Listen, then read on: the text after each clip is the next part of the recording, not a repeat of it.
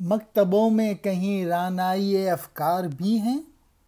خانقاہوں میں کہیں لذت اسرار بھی ہے۔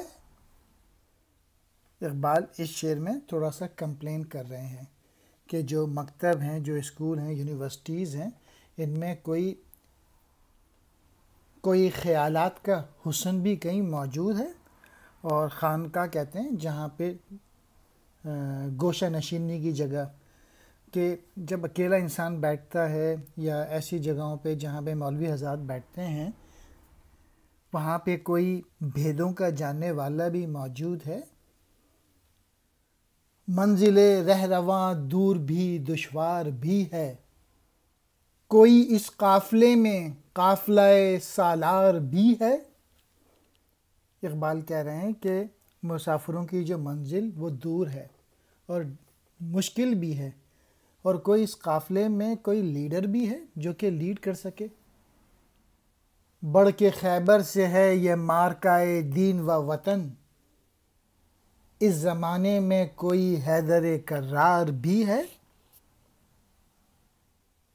اقبال کہہ رہے ہیں کہ اس زمانے میں کوئی حضرت علی جیسا کوئی بہادر لیڈر، کوئی ان جیسے کریکٹرسٹکس والا کردار کا کوئی آدمی بھی ہے، کیونکہ اب جو موجودہ حالات ہیں یہ بہت ہی مشکل ہیں، اور یہ خیبر کا جو مارکہ سر کیا تھا حضرت علی نے، یہ اس سے بھی مشکل حالات ہیں۔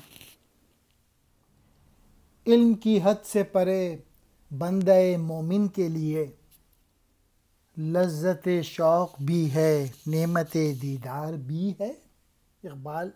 اس شعر میں کہہ رہے ہیں کہ صرف علم سے چیزیں حاصل نہیں ہو سکتی، علم کے آگے جو ایک جگہ ہے وہاں پہ مومنوں کے لیے اگر شوق ہے تب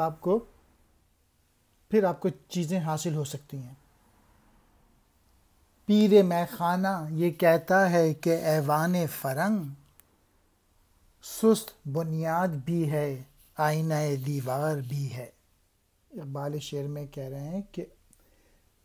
پیر مے خانہ یعنی ایک عقلمند آدمی یہ کہتا ہے کہ یہ جو ایوان فرنگ ہیں، یہ جو محل ہیں انگریزوں کے، برٹشرز کے، سست بنیاد بھی ہے آئینہ دیوار بھی ہے، کہ یہ جو فرنگ کی جو تہذیب ہے یہ کمزور بنیاد والی ہے، اور یہ شیشے کی طرح کمزور ہے، جس پہ آج کل کے جو پاکستان کے جو لوگ ہیں جو کہ امپریس ہو کے بیٹھے ہوئے ہیں۔